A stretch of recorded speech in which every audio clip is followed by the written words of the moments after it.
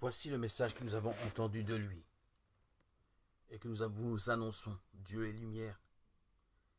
Il n'y a en lui aucune ténèbre.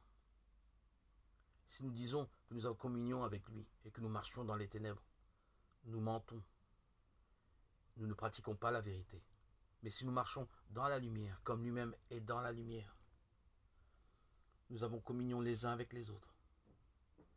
Et le sang de Jésus-Christ, son Fils, nous purifie de tout péché. 1 Jean 5,7.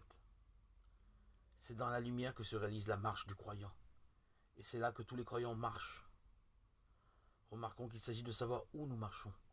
Dans la lumière et non pas comment nous marchons.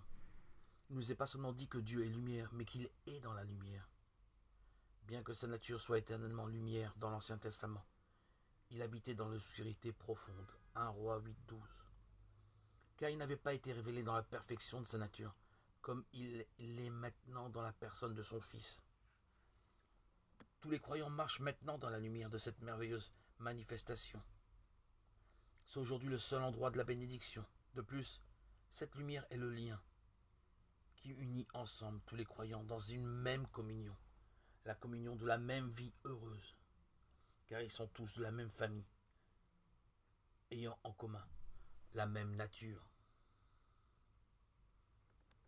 Nous devons tenir compte du fait que cette lumière est vérité et justice absolue.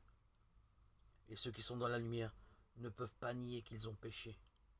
Comment peuvent-ils alors avoir leur place? La réponse est donnée immédiatement. Le sang de Jésus-Christ, son Fils, nous purifie de tout péché. Ce n'est que dans la lumière que ce précieux sang a son application merveilleuse. Car la lumière manifeste tout.